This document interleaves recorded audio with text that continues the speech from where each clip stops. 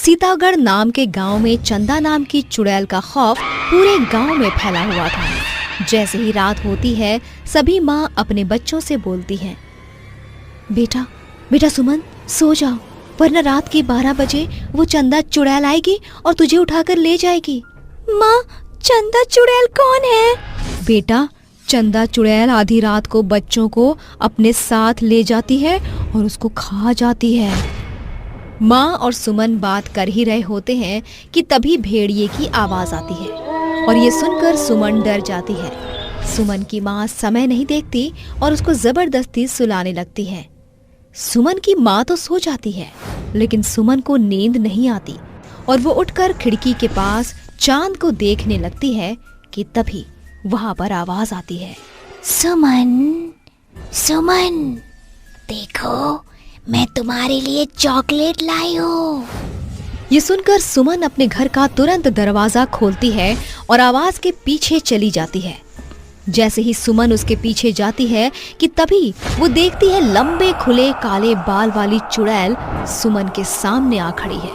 वो बहुत डर जाती है, डर के मारे रोने लगती है। उसको रोता हुआ देख वहां पर भेड़ियों का झुंड आ जाता है और चिल्लाने लगता है। सुमन वहां से भागने वाली होती है कि तभी एक भेड़िया उसको अपनी उंगली से उठा लेता है और चुड़ैल के पास फेंक देता है। चुड़ैल सुमन को गिरने नहीं देती और उसको हवा में उड़ा देती है और उसको खा जाती है। सुमन को खाने के बाद चुड़ैल हंसने लगती है। अगली सुबह सुमन की लाश उसके गांव में मिलती है। ये देखकर सभी गांव वाले रोने लगते हैं। गांव का एक आदमी सुमित से बोलता है, सुमित भैया, तुम्हारी बीवी ने तो इस गांव में बहुत ही आतंक फैला रखा है। जब तक तुम दूसरी शादी नहीं करोगे तब तक इस चुड़ैल से हमें मुक्ति नहीं मिलेगी। अरे भैया, अब इसमें मेरी क्या गलती है? इन सब के दोषी तुम ही हो। यदि तुमने अपनी बीवी को समझा बुझा दिया होता तो आज वो गर्भवती चुड़ैल न बनी होती। तुम अपनी बीवी को मुक्ति दिला दो और इस गांव को इस चुड़ैल से आजाद करवा दो। नहीं मुखिया जी, उसके पेट में मेरा बच्चा है, मैं उसे नहीं मार सकता। जब तक वो मेरे बच्चे को जन्म नहीं देगी तब तक मैं उसे मुक्ति लेने के लिए नहीं कहूंगा। तुम तो अपने बच्चे की खातिर गांव के इतने बच्चों की बलि दे रहे हो। तुम अपने बच्चे के स्वार्थ में हम गांव वालों को खतरे में क्यों डाल रहे हो? गांव वाले सुमित को ताने मार ही रहे होते हैं कि तभी लोमड़ी की आवाज आने लगती है। साथ ही भेड़िया चिल्लाने लगते हैं। देखते ही देखते दिन से अचानक रात हो जाती है और वो चुड़ैल खुले बालों के साथ अपना भयानक चेहरा लेकर गांव वालों के सामने आती है और उनसे बोलती है, तुम लोग मुझसे चाहे कितना भी बचना चाहो, पर मैं तुम लोगों को नहीं छोड़ूंगी, क्योंकि मेरे पेट में सुमित का बच्चा है। मैं अपने बच्चों को भूखा नहीं रख सकती। तुम अपनी भूख के लिए नादान बच्चों को क्यों मार के खा रही हो? चंदा, तुम इस दुनिया को छोड़कर चली जाओ। सुमित, आप चुप रहो, क्योंकि आपको पूरा सच नहीं पता है कि इन गांव वालों ने मेरे साथ क्या किया है। जैसे ही चुड़ैल ये बात बोलती है कि तभी मुखिया बात पलटने के लिए बोलता है, तू क्या बताएगी इसको? सुमित को सब कुछ पता। मुखिया बोल ही रहा होता है कि तभी चुड़ैल उसको अपने जादू से हवा में उड़ा देती है और उसका एक हाथ खाने लगती है। ये देखकर सभी गांव वाले डर जाते हैं।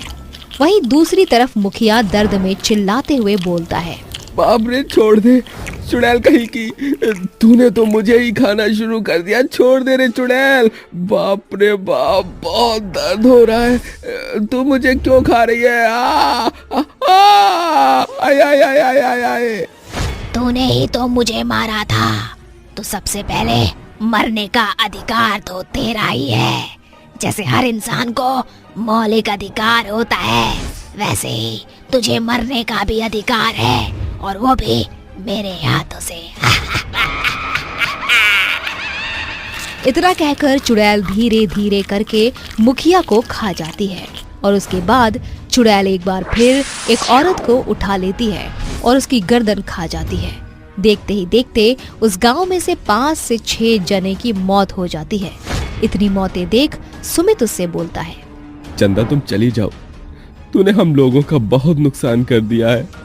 तुमने लोगों को मारकर अपना पेट तो भर लिया, लेकिन तुमने जितने को भी मारा है वो भी तो किसी की माँ, किसी के बाप और किसी के बच्चे थे। तुम्हें उन पर जरा सा भी तरस नहीं आया? सुमित, आपको नहीं पता, मेरी मौत कोई ट्रेन एक्सीडेंट में नहीं बल्कि इन सभी गांव वालों ने मिलकर मुझे मारा था। मैं किसी से बात नहीं करती थी और इन गांव वालों को ये लगता था कि मैं कोई जादू टोना करती हूँ। इन लोगों ने मुझे चाकू मार दिया और जब इन्हें ये पता चला कि मैं आपके बच्चे की माँ बनने वाली हूँ, तब इन लोगों ने मेरी लाश को ट्रेन की पटरी पर फेंक दिया, जिस वजह से मेरा शरीर कट के अलग हो गया। उसके बाद मैं चुड़ैल बन गई क्योंकि मेरी अकाल मृत्यु हो गई। मेरा शरीर तो मुझसे दूर हो गया, लेकिन मेरी आत्मा यही रह गई। मैं अपने बच्चे को जन्म देना चाहती थी, लेकिन ऐसा नहीं हो सका। चंदा, मैं समझ सकता हूँ तुम्हारे साथ में गांव वालों ने बहुत ही बुरा किया है, लेकिन तुम बच्चों को क्यों मार रही हो? बच्चों की क्या गलती है इसमें? जब तक मैं अपने बच्चे को जन्म नहीं दूंगी, तब तक इस गांव से हर एक बच्चा मेरे हाथों मारा जाएगा। इतना कहकर चुड़ैल एक 5 साल के बच्चे को हवा में उड़ाकर अपने साथ ट्रेन की पटरी के पास ले जाती है, जिसके बाद चुड़ैल का पैर ट्रेन की पटरी पर आ जाता है। बगल में बच्चा चुड़ैल को देखकर रो रहा होता है कि तभी पीछे से गांव वाले आते हैं और ये देखकर कि चुड़ैल ट्रेन की पटरी पर फंसी हुई है और सामने से एक ट्रेन आ रही है, एक गांव वाला बोलता है, अरे भैया, चाहे ये जैसे भी थी, आखिर इसके पेट में सुमित का बच्चा है, हमें इसे बचाना चाहिए। हम इसको जीते जी तो नहीं बता सके, कुछ गांव वालों की गलती की वजह से बेचारी की मौत हो गई, लेकिन अभी हमें इसकी मदद करनी चाहिए। जिसके बाद सभी गांव वाले उस चुड़ैल का पैर ट्रेन की पटरी से निकाल देते हैं और चुड़ैल तुरंत हवा में उड़ जाती है।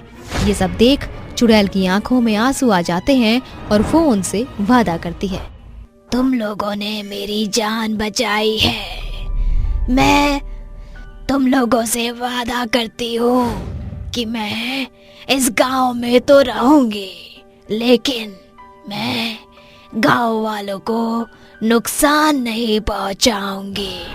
लेकिन कृपया करके मुझे मेरे पति के साथ रहने दे।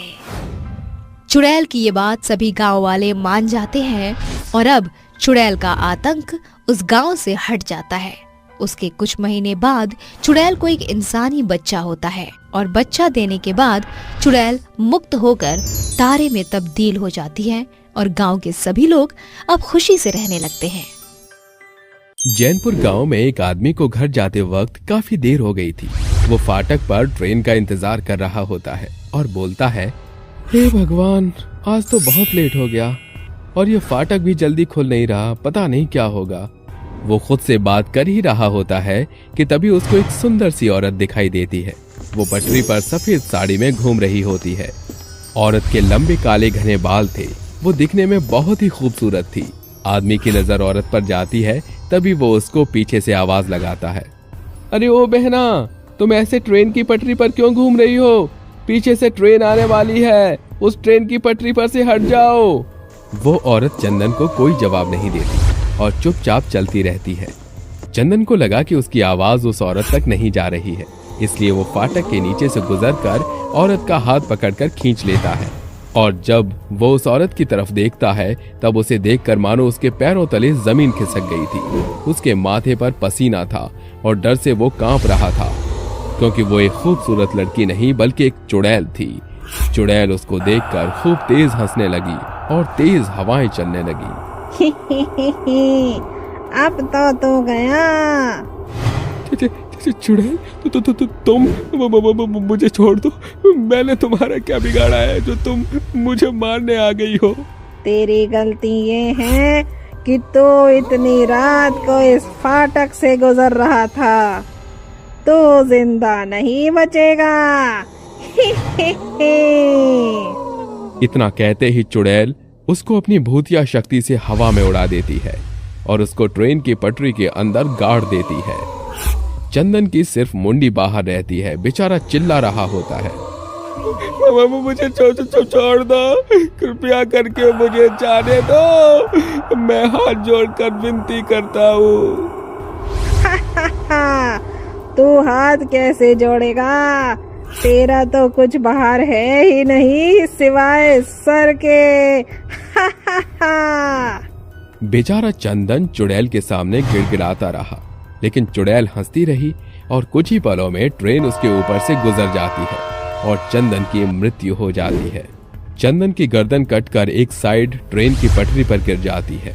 अगली सुबह वहां पर बहुत ही भीड़ होती है और अब पुलिस इस केस की जांच में लग जाती है, लेकिन पुलिस को उस पटरी पर कोई भी सुराग नहीं मिलता और वो वहां से चला जाता है। लेकिन उस रात एक लड़का अपने कुछ दोस्तों के साथ उस फाटक के पास अपने घर जा रहा था। तभी फाटक बंद हो जाता है और उन्हें भी वही औरत सफेद साड़ी में दिखाई देती है। तभी एक लड़का बोलता है, अरे भाई देखो, वो औरत फाटक के बीचों बीच चल रही है। पीछे से ट्रेन आने का डर है, किसी भी समय ट्रेन आ सकती है और उससे उस महिला की जान भी जा सकती है। यार हमें उसे बचाना चाहिए। अरे भाई रात के 12 बज रहे हैं, ऐसे में किसी की मदद करना सही होगा? मैंने सुना है इस समय चुड़ैलों का वास होता है। अरे भाई कैसी बात कर रहा है, चल हम बचाते हैं उसको। अरे चल चल चल। इतना कहते ही तीनों दोस्त उस महिला को बचाने के लिए जाते हैं। अरे मैडम पीछे से ट्रेन आ जाएगी, अरे आप यहाँ से हट जाइए प्लीज। वो चुड़ैल उसका कोई भी जवाब नहीं देती। उसको शांत देख दूसरा लड़का कहता है, अरे भाई लगता है इसने हमारी आवाज नहीं सुनी, चलो उसका हाथ पकड़ के इस पार ले आते हैं। वो तीनों दोस्त न आओ देखते हैं और न ताओ, सीधा उस महिला को बचाने के लिए चले जाते हैं। और जैसे ही उसका हाथ पकड़कर ट्रेन की पटरी से खींचते हैं कि तभी वो तीनों दोस्त उसे देखकर हक्के बक्के रह जाते हैं, क्योंकि वो कोई मामूली औरत नहीं बल्कि एक चुड़ैल थी। मैंने कहा था ना इस समय चुड़ैलों का वास होता है, लेकिन तुम लोगों ने मेरी बात नहीं मानी। देखो ये हमारे पीछे पड़ गई, अपनी जान बचाओ, भागो यहाँ से। यहाँ लोग आते अपनी मर्जी से हैं, लेकिन जिंदा वापस कोई नहीं जाता। अब तुम लोग नहीं बचोगे, मैं तुम लोगों को जिंदा मार दूंगी। चुड़ैल के इतना कहते ही चुड़ैल उनको अपनी भूतिया शक्ति से एक बार फिर हवा में उड़ा देती है और उनको ट्रेन की पटरी के अंदर आधा दफना देती है। उन तीनों दोस्तों की सिर्फ मुंडी बाहर रहती है। बेचारे चिल्ला रहे होते हैं और मदद की गुहार लगा रहे होते हैं। बेचारे चुड़ैल के सामने गिड़गिड़ा रहे होते हैं, लेकिन चुड़ैल हंसती रही और कुछ ही पलों में वहां से ट्रेन गुजर जाती है और उन तीनों की मृत्यु हो जाती है। तीनों की गर्दन कटकर एक साइड ट्रेन की पटरी पर गिर जाती है और अब हर रात किसी न किसी इंसान की इस ट्रेन की पटरी पर कटी हुई मुंडी मिलती है और ये बात पूरे गांव में आग की तरह फैल गई। हर किसी के जुबान पर चुड़ैल का खौफ था। एक दिन कुछ गांव वाले तांत्रिक के पास आते हैं, परंतु वहां पर तांत्रिक नहीं बल्कि उसका बेटा था। गांव वालों ने पूछा, अरे सोनू बेटा, तुम्हारे पिताजी कहाँ हैं? हमें उनसे बात करनी है। काका जी, पिताजी तो पहाड़ पर गए हैं अपनी सिद्धि प्राप्त करने के लिए, ध्यान लगाने के लिए। इतना कहकर गांव वाले आपस में बात करने लगे। अरे भैया अब हम क्या करें, इस चुड़ैल से अपना पीछा कैसे छुड़ाएं? अब तो हमारे पास तांत्रिक बाबा भी नहीं है। उसके इतना कहते ही सोनू गांव वालों से कहता है, काका मैंने भी पिताजी से कुछ तंत्र विद्याएं सीखी हुई हैं, मैं उस चुड़ैल को अपने काबू में कर सकता हूँ। उसकी ये बात सुनकर मानो गांव वालों की एक नई उम्मीद उजागर हो गई थी और उसी रात सोनू वहां एक मामूली सा लड़का बन फाटक के इस पार होता है और सभी गांव वाले झाड़ियों में छुपकर सोनू को देख रहे होते हैं। तभी सोनू को वो चुड़ैल दिखाई देती है और सोनू बिना कुछ सोचे समझे ट्रेन की पटरी पर चला जाता है और उसका हाथ पकड़ लेता है। जैसे ही उस औरत का हाथ पकड़ता है कि तभी उस चुड़ैल को झटका लगता है और वो दूर जाकर गिर जाती है। चुड़ैल को बहुत गुस्सा आता है और वो गुस्से में लाल हो जाती है। तभी सोनू से बोलती है, तू कौन है? तू कोई मामूली इंसान नहीं है, बता तू कौन है? आखिरकार तू मुझे मिल ही गई, ये सवाल तो मैं तुझसे पूछता हूँ, तू कौन है और इन बेकसूर इंसानों को और बेगुनाहों को इस तरह दर्द भरी मौत क्यों दे रही है? ये शरीफ इंसान नहीं, इस गांव का कोई भी इंसान शरीफ नहीं है। इनको तो मरना होगा। आखिर इन्हें क्यों मार रही है? इन्होंने तेरा क्या बिगाड़ा है? नहीं बताऊंगी, चाहे कुछ भी हो जाए, मैं नहीं बताऊंगी। देख चुड़ैल, अगर तूने मुझे नहीं बताया तो मैं तेरी मदद नहीं कर पाऊंगा और तुझे भस्म कर दूंगा। सोनू के इतना कहते ही सोनू चुड़ैल के ऊपर गंगा जल छिड़क देता है कि तभी उसका शरीर धीरे धीरे जलने लगता है और वो फूट फूट कर रोने लगती है। चुड़ैल को रोता देख झाड़ियों में छिपे सभी गांव वाले भी वहां पटरी पर आ जाते हैं और चुड़ैल उन सभी को रोते हुए अपनी आप बीती बताती है।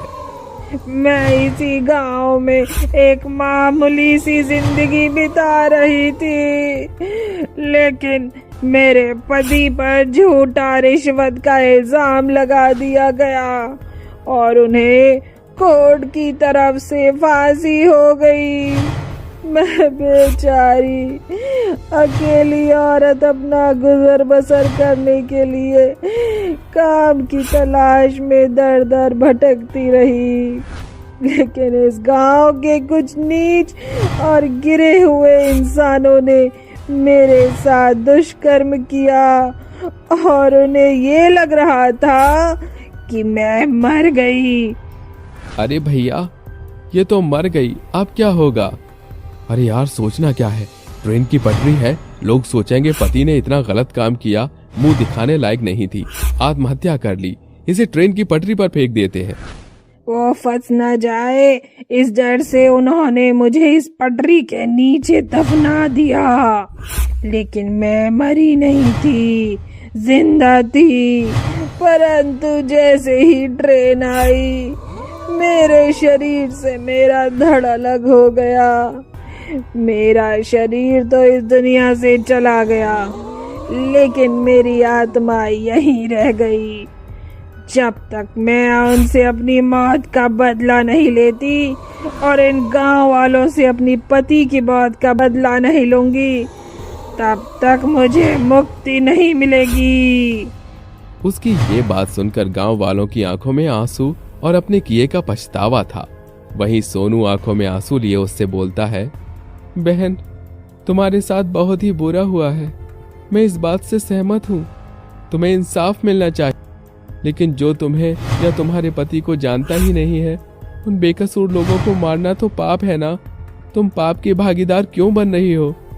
बहन, छोड़ दो इन्हें, तुम्हारे साथ जो भी हुआ बहुत गलत हुआ, आगे से ऐसा किसी भी औरत के साथ नहीं होगा, लेकिन तुम इन बेकसूर लोगों को मत मारो। ठीक है, लेकिन मैं इस गांव को छोड़कर नहीं जाऊंगी। यदि यहाँ ऐसा कुछ भी होता है तो मैं उन्हें सबक सिखाऊंगी, पर हाँ, मैं वादा करती हूँ कि मैं किसी को कुछ नहीं करूंगी। चुड़ैल की बात सब मान लेते हैं और अब चुड़ैल किसी को भी न परेशान करती और ना ही उनको मारती, और इसी तरह गांव वाले भी अपनी सुकून भरी जिंदगी जीने लगते हैं।